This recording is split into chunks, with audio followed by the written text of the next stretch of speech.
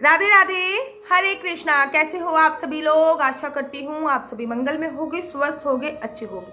अगर आप लोग भी लड्डू गोपाल की ऐसी सेवा करते हैं तो मेरा करवट हाथ जोड़कर निवेदन है, मत कीजिए, मुझे लड्डू गोपाल भेज दीजिए। अगर आप लोगों के आस पास, अड़ोस में, पड़ोस में या फिर आपकी नज़र में भी कोई अपने बाल गोपाल, लड्डू गोपाल की ऐसी सेवा करते हैं तो उसको जाकर सावधान कीजिए। क्यों?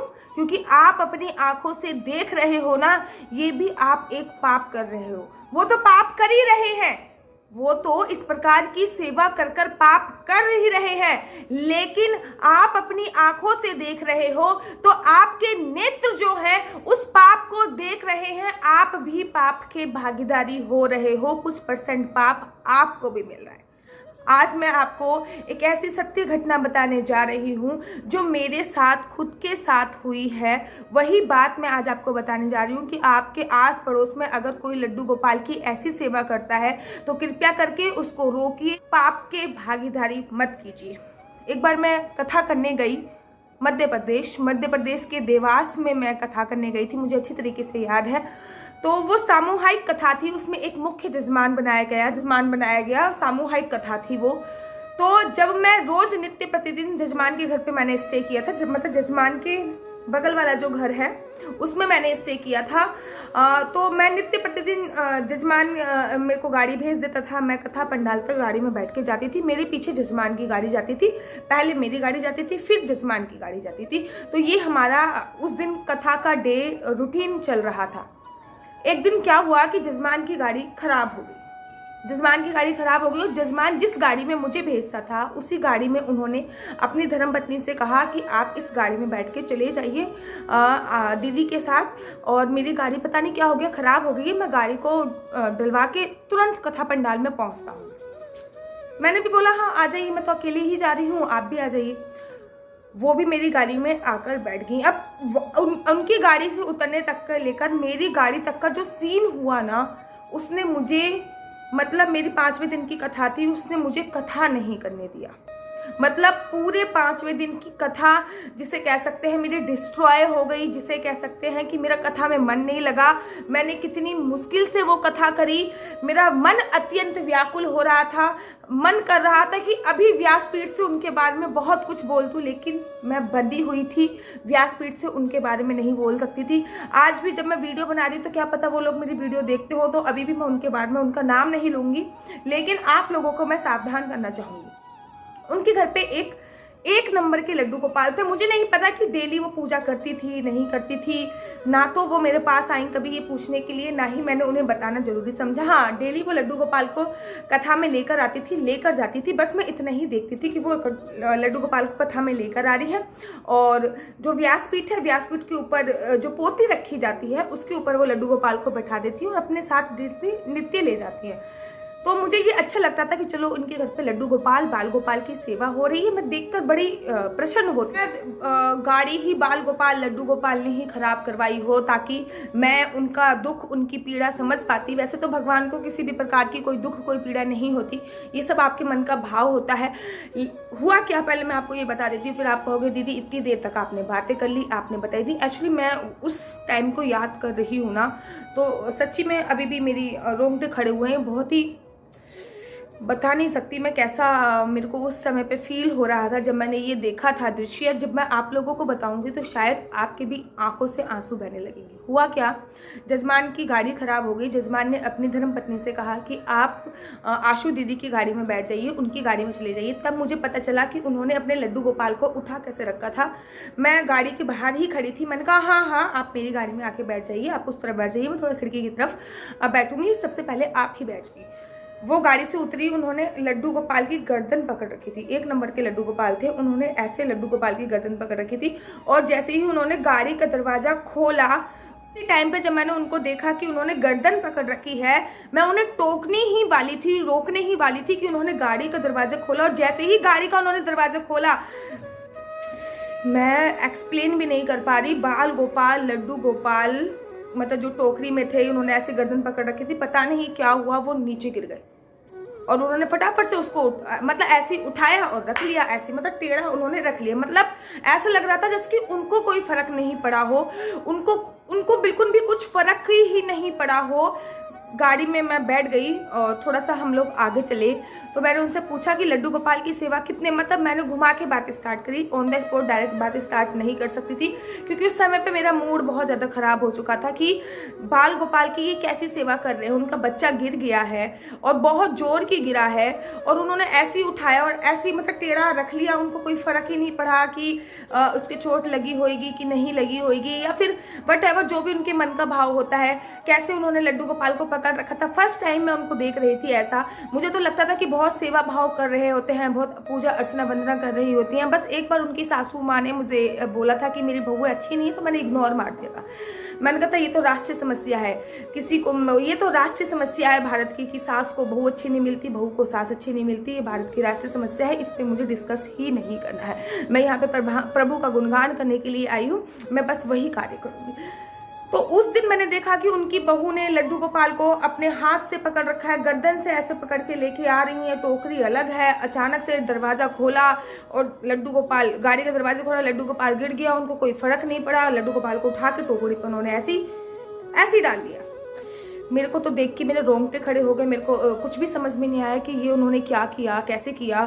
थोड़ी देर के लिए तो मैं ये समझ लीजिए मौन ही हो गई थी, कुछ मेरे को कुछ शब्द नहीं निकल रहे थे मेरे मुंह से, मौन स्तब्ध हो गई थी। मेरे को कुछ नहीं समझ में आ रहा था कि ये क्या चल रहा है। मैं बस यही सोच रही थी कि लाला को कितनी चोट लगी होगी। मैं बस ये सोच रही थी कि मेरे दिमाग में तो लाला लाला चल रहा है, मैं आज की कथा कैसे कर पाऊंगी। गाड़ी थोड़ी सी आगे चल पाई तो मैंने उनसे पूछा कि लड्डू गोपाल की सेवा कब से कर रहे हो? तो उन्होंने मुझसे बोला, सेवा? कौन सी सेवा? मैंने कहा ये आपने जो लड्डू गोपाल हैं ये छोटे से। कह रही हाँ। मैंने कहा इनको लड्डू गोपाल ही तो बोलते हैं। कह रही अच्छा, कन्हैया जी की जो तस्वीर है इसकी बात कर रहे हो आप? मैंने कहा हाँ मैं इसी की बात कर रही हूँ। मैंने कहा इसकी सेवा कब से कर रहे हो? कह रही क्या सेवा होती है दीदी, जैसे और भगवानों की अगरबत्ती धूपबत्ती लगाते हैं वैसे इनकी भी लगा लेते हैं, बैठे रहते हैं। आपने प्रथम दिन की कथा में शायद नोटिस ना किया हो, प्रथम दिन तो हम इसको लेके नहीं आए थे। द्वितीय दिन से आपने बोला कि जो भी लोग कथा में आ रहे हैं अपने बाल गोपाल को साथ लेकर आए, अगर किसी के बाल गोपाल हैं घर पर तो वो लाके कथा में अवश्य रखें। तो तब से हमने लड्डू गोपाल को लाना शुरू कर दिया, लेकिन हम तो कभी कोई सेवा वगैरह नहीं करते। मैंने कहा आप इनको नहलाते नहीं हो, धुलाते नहीं हो, उठाते नहीं हो, खिलाते नहीं हो, पिलाते नहीं हो। तो उन्होंने बड़ी चौकन्नी साउंड से मेरे से बोला, दीदी ऐसा भी कुछ होता है क्या? मतलब ऐसा लग रहा था जैसे कि उनको इस चीज़ के बारे में कुछ भी नॉलेज ना हुई हो। मैंने कहा आपने इनकी प्राण प्रतिष्ठा कराई थी? तो उन्होंने कहा प्राण प्रतिष्ठा मतलब दीदी मैं समझी नहीं। तो मुझे तभी पता चल गया कि इनको कुछ भी नहीं पता। मैंने कहा चलो प्राण प्रतिष्ठा नहीं कराई हो आपने, मंत्रों संत्रों द्वारा, मंत्रोच्चारण के द्वारा आपने इनको स्थापित ना किया हो, लेकिन अगर आपने मंत्रोच्चारण द्वारा इनको स्थापित नहीं किया तब भी भगवान में स्वतः ही प्राण आ जाते हैं।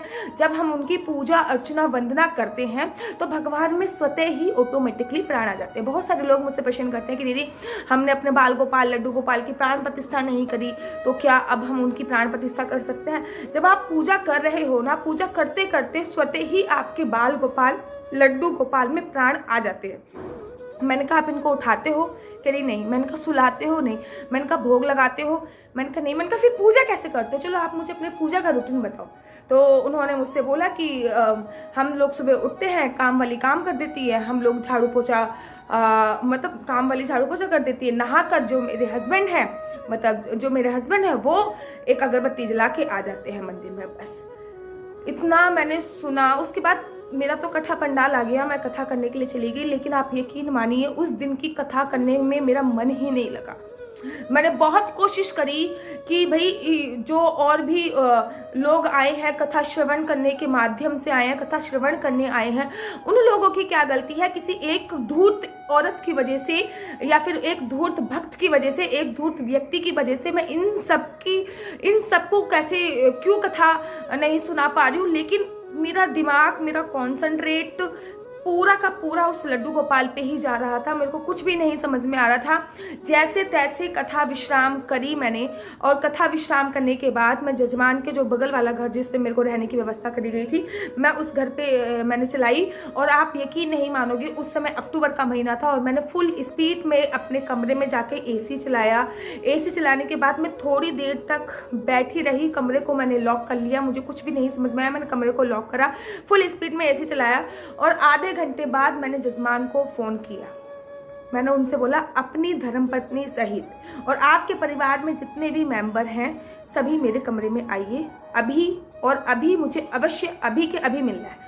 होता क्या था, जब कथा विश्राम हो जाती थी मैं अपने कमरे में आती थी, फिर वो चाय या दूध लेके मेरे लिए आते थे। लेकिन उस दिन मैंने दरवाज़ा लॉक कर दिया था, वो आए भी चाय दूध लेके, मैंने साफ मना कर दिया था नहीं चाहिए, मेरे को आधे घंटे के लिए अकेला छोड़ो। आधे घंटे के बाद जब उनको मैंने फ़ोन करके पर्सनली बुलाया लेके लिए आइए, वो अपने पूरे परिवार सहित मिलने आए। उनको लगा कि हमने बहुत बड़ी कोई गलती कर दी है, दीदी हमसे नाराज़ हो गई हैं, हमने पता नहीं क्या कर दिया है। वो आए, आके मतलब मध्य प्रदेश के, इसमें कोई संशय नहीं है, मध्य प्रदेश के जो लोग होते हैं वो कथावाचक को इतनी इज्जत देते हैं ना, वो कथावाचक को इतनी इज्जत देते हैं ना, वो आपको इस लेवल पे रखेंगे और खुद इस लेवल पे रहेंगे। इतनी इज्जत देते हैं, इतनी इज्जत देते हैं, हमेशा पैर छूते हैं, कभी भी आपके बराबर नहीं बैठ सकते। मतलब आप यहाँ पे बैठी हो, वो आपके बराबर नहीं बैठेंगे, ज़मीन पे ही बैठेंगे। तो मैं बेड पे बैठी हुई थी, वो आके ज़मीन पे बैठे, वो सभी लोग। उन्होंने मुझसे बोला कि दीदी क्या हो गया, हमसे कोई गलती हो गई, अगर हमसे कोई गलती हो गई तो हमें माफ़ कर दीजिए, आखिर आप हमें बताइए कि हमसे कोई गलती हुई है या फिर क्या। मैंने उनको डांटते हुए जो जो शब्द बोले, जो जो सारी घटनाएं सुबह से घटित हुई थी लड्डू गोपाल के गिरने के साथ, मैंने उनको बोला कि आज आपकी वाइफ से लड्डू गोपाल गिर गए थे ना, उनको कोई फ़र्क पड़ा ना कुछ पड़ा। तो उन्होंने फिर मुझसे बोला कि दीदी यहाँ पे हज़ारों कथावाचक आए हैं, कितनी कथाएं यहाँ पे हुई हैं हम नहीं बता सकते, लेकिन कभी हमें किसी ने ये नहीं बताया कि लड्डू गोपाल की सेवा कैसे करनी चाहिए। कभी किसी ने हमें ये नहीं बताया कि लड्डू गोपाल अगर घर पे हैं तो उनकी क्या विधि है पूजा अर्चना वंदना करने की। कभी किसी ने हमें ये नहीं बताया कि लड्डू गोपाल भी बाके बिहारी जी का ही स्वरूप है। कभी किसी ने ये नहीं बताया, हम तो केवल एक मूर्ति समझ के लेके आ गए थे, हमें क्या पता कि इनकी बच्चे की तरह सेवा करनी है, इनकी बच्चों की तरह सेवा करनी है। हम तो केवल बातें सुनाई और मैंने बोला कि दीदी हमसे बहुत बड़ी क्षमा प्रार्थी होगी, हम माफ़ी चाहते हैं, आपका दिल दुखा। मैंने कहा मेरा दिल नहीं दुखा, मेरा तो आज कथा करने का मन ही नहीं करा, मेरा दिल नहीं दुखा। मैं ये सोच रही हूँ कि लाला पे क्या बीत रही होगी। तो मैंने उनसे बोला कि मैं आपसे हाथ जोड़ के बोलती हूँ कि मेरी कथा के 2 दिन शेष बचे हैं, 5 दिन की कथा हो गई है, 2 दिन शेष बचे हैं। आप 2 दिन की सेवा लाला की मुझे सौंप दीजिए, मैं 2 दिन की सेवा करनी चाहती हूँ। लाला उसी दिन रात को मैंने लाला को अपने पास बुला लिया।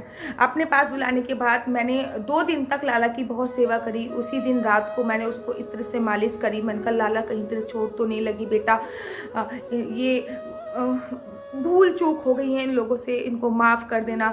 जो भी मेरे से सेवा पढ़ते थी, रात को मैंने दूध पिलाया, पहली बार लाला को मैंने सुलाया। सुबह जब वो उठ के मेरे पास आए तो उन्होंने देखा कि लाला एकदम नहा धो, मैंने कुछ चीज़ें मंगा ली थी। उनके पास पता है एक ही जोड़ी कपड़े थे, जो पता नहीं जब से लड्डू गोपाल आए हुए थे तब से वही कपड़े पहन के उन्होंने रखे हुए थे। जब मैंने उनसे बोला कि लड्डू गोपाल के कपड़े और लड्डू गोपाल को मेरे को दे दीजिए, 2 दिन की सेवा इनकी मैं करना चाहती हूँ, तो उन्होंने मुझसे बोला कि दीदी कपड़े क्या।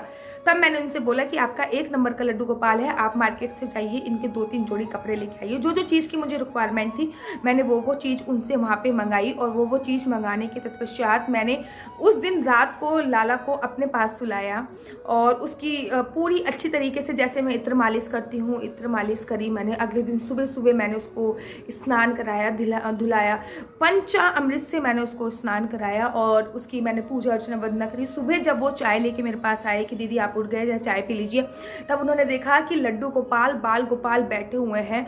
तब उन्होंने मुझसे बोला कि दीदी आज तो ये कुछ बदले बदले से लग रहे हैं।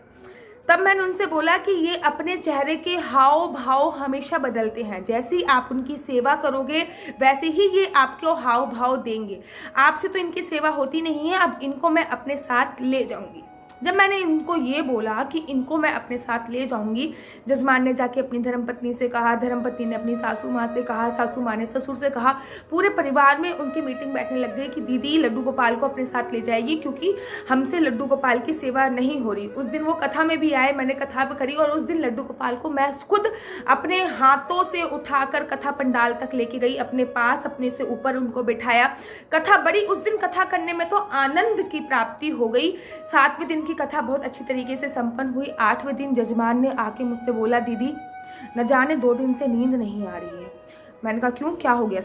8वें दिन जब हवन वगैरह हो गया, मेरा चलने का टाइम हो गया, पैकेजिंग का टाइम हो गया, तो जजमान ने आके, मैंने कहा लड्डू गोपाल को तो मैं अपने साथ ले जाऊंगी। तो जजमान ने मुझसे बोला कि दीदी हम क्षमा प्रार्थी हैं, हम आपसे हाथ जोड़कर विनती करते हैं कि बाल गोपाल लड्डू गोपाल को हमें दीजिए, हम आपको आगे से शिकायत का कोई भी मौका नहीं देंगे।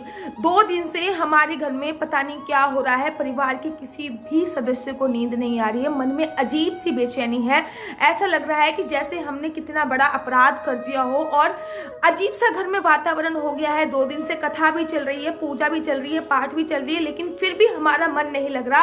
तब हमें समझ में आया कि दीदी ने जो बताया है कि बाल गोपाल लड्डू गोपाल की हमने सेवा नहीं करी, बाल गोपाल लड्डू गोपाल नाराज हैं, 2 दिन से दीदी के पास हैं और दीदी अपने साथ लेके जा रही हैं, तब से हमारा मन बहुत ज्यादा व्याकुल है। दीदी हम हाथ जोड़ के आपसे माफी मांगते हैं, हमारे लड्डू गोपाल हमें दे दीजिए, हम इसकी अब ढंग से पूजा करेंगे, अर्चना करेंगे, वंदना करेंगे। मैंने कहा एक शर्त पर मैं आपको दूंगी, मेरे को नित्य इसकी छोटी सी वीडियो क्लिप बना के भेजोगे, मेरे को नित्य इसकी फोटो बना के भेजोगे। ये आज से मैं